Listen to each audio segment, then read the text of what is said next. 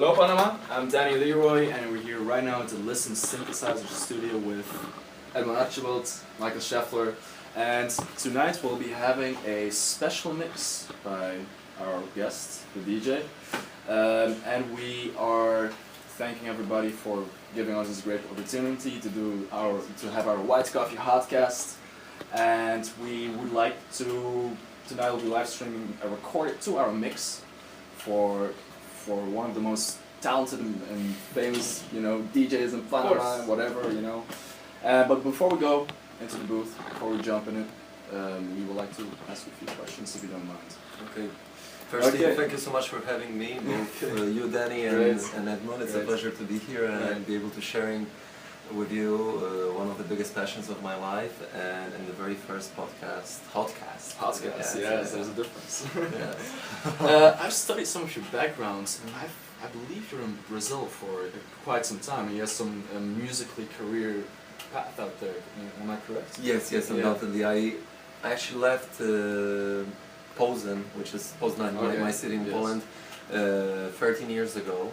And I left Brazil at that time for a cultural exchange for a Rotary Club, and that basically changed my life, and that was also a breaking point in my musical path, because I started sharing the music, started DJing, got my first residencies in Brazil and in Poland also when I got back just for a couple of visits, and since then I think I understood actually that there's no limit to your love when it comes to music, and until today this is what is mostly adored, I believe, and also not understood for the best and for the worst in my DJ sets. So many times I scare out a lot of people, and other times I attract them by how eclectic my sets go, because I like to travel through different dimensions, and if somebody asks me what music do I listen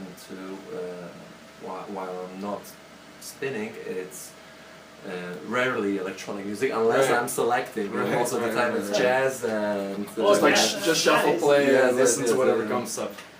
Okay, that sounds good. I mean, you're just now describing one of your most important times when you were in Brazil. Yes. That's what made you today. That was the breaking point, undoubtedly. But since then, I started moving all around I could say that I got a little bit biased about the Latin Europe and Latin America, because I lived in Argentina, Brazil, but also Spain and Portugal, where I studied psychology and social cultural project design with some focus on corporate social responsibilities.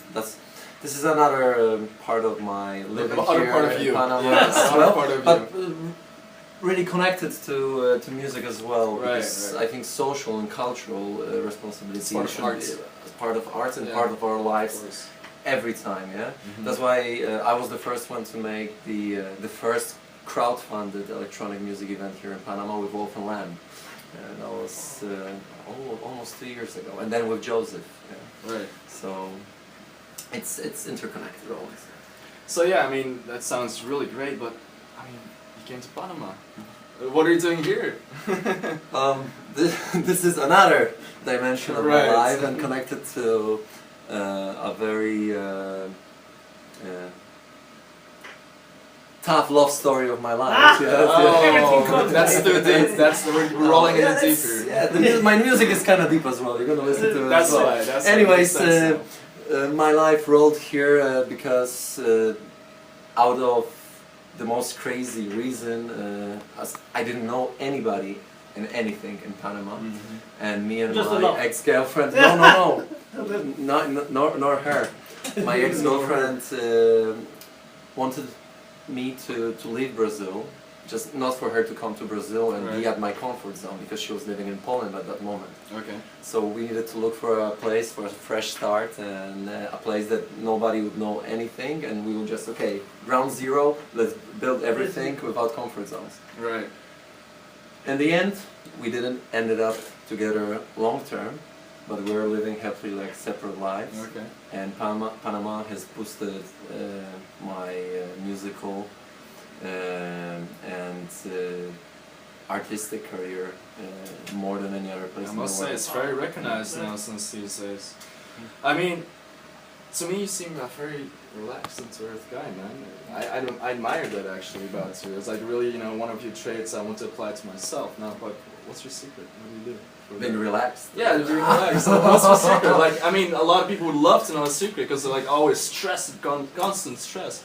Okay, I'm really happy you're saying that I look relaxed because actually, like, I've been spinning for 13 years already, and before each single of my sets, my hands get shaking and I start sweating. I feel you, man. And I go. It's like mix of excitement and mix of afraid to. Yeah, but because it is we're getting back there to the social responsibility. Right. Imagine like how many people trust to after the whole week of digesting all their information, being congested by emotions, the traffic and everything. They come to your place, they open their ears to listen to your music, and you're the one responsible to like to give them the right trip, right, or not. And like as we know, like traveling is what gives us the biggest and more profound experience about the world, but also about learning about ourselves and our culture. So trip providing through music is a huge responsibility. That's why I always get stressed. Right. And it doesn't matter if I'm playing for 20,000 or if I'm playing for 50 at a more cozy small place, or right now. Or just Yes. Right. But I might look relaxed, but I wouldn't say I'm relaxed. Stress triggers and triggers just as my ideas and motivates me. But I think there's another contrast. And I think that's worth mentioning. Sometimes I look like really shouty, but in the end, when it gets to being with people and sharing, it doesn't matter if it's my best friend or a random person I meet on the street. I'm always trying to be humble because I know I can learn a lot from everything, from everywhere. Of course, that's great respect to that. Now, Michael, I've actually interviewed several people in Panama who are familiar with your music and your sets around Panama and the clubs. And would you like to hear their opinion about your music? I would love to. Yes? Well, I've met a person called Johnny Maxwell. He comes from Argentina. Okay. And he says, one night I went to teatro, and at first I heard a different DJ which I did not like as much. Then, when Michael began playing, I fell in love with beats. Wow, okay. That's first. Now we have the second one. Alejandro Flores from Panama. He says, we've never really heard this type of music when Michael's playing. It's fresh, new, and tasteful. It makes you forget your world for a minute. Yes. So, okay. So nice. Yeah. I'm gonna melt here, thank you. Okay, but last question before we go, rock the scene. What's your own opinion on your music? I'm always trying to surprise myself. Sometimes I can get a little bit borderline when it comes to this, and I might not even agree with myself. But I always try to look for something new. And when it comes to something new, it doesn't mean necessarily looking into present and the future, but like rediscovering the past. When it comes to my set today, definitely it's gonna grow spontaneously, but I prepared some guidelines, and I handpicked some deep, progressive tunes. So you have music. You have music coming along, actually. You have some of your own music right now coming along. Yes, Okay. as well.